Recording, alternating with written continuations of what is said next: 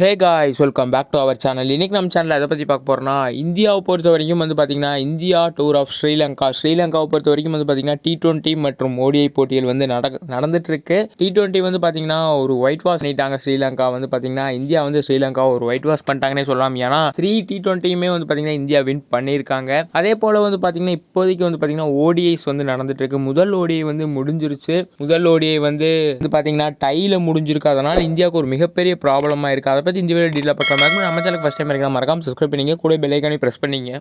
ஓடிஐஸை பொறுத்த வரைக்கும் பார்த்திங்கன்னா முதல் ODI டை ஆனதுனால தான் பார்த்திங்கன்னா ஒரு மிகப்பெரிய ப்ராப்ளம் இந்தியாவுக்கு இருக்குது. ஏன்னு பார்த்திங்கன்னா மொத்தமே பார்த்திங்கன்னா ஒரு 3 போட்டிகள் கொண்ட தொடராக தான் இது பார்த்திங்கன்னா இருக்குது. ஒரு நாள் போட்டி. இந்த போட்டியில் பார்த்திங்கன்னா முதல் போட்டி சமனில் முடிஞ்சிருக்கு. அதனால் பார்த்திங்கன்னா இன்னும் 2 போட்டிகள் தான் இருக்குது. இந்தியா பொறுத்த வரைக்கும் பார்த்திங்கன்னா இன்னும் 2 போட்டிகளுமே வின் பண்ணால் தான் பார்த்திங்கன்னா சீரீஸை வின் பண்ண முடியும். அது எந்த டீமாக இருந்தாலும் சரி, ஸ்ரீலங்காவாகட்டும் இந்தியாவாகட்டும், ஏதோ ஒரு டீம் பார்த்திங்கன்னா 2 போட்டிகளுமே வின் பண்ணணும். அதே போல் பார்த்திங்கன்னா இப்போதைக்கு செகண்ட் ODI நடந்துட்டு இருக்கு. இந்த வீடியோ ரெக்கார்ட் பண்றப்ப செகண்ட் ODIல suppose Sri Lanka or India win பண்ணா, தேர்ட் ODIல அதே டீம் வின் பண்ணா தான் சீரியஸ் கைக்கு வரும். சப்போஸ் செகண்ட் ODIல இந்தியா வின் பண்ணி தேர்ட் ODIல பாத்தீங்கன்னா ஸ்ரீலங்கா வின் பண்ணாங்கன்னா சீரிஸே பாத்தீங்கன்னா டை ஆயிரும். அதனால இந்தியாவை பொறுத்த வரைக்கும் மஸ்ட் வின் கேம் ஆஃப் 2. 2 போட்டிகளுமே பாத்தீங்கன்னா கண்டிப்பா வின் பண்ண வேண்டிய கட்டாயத்தில் இருக்காங்க.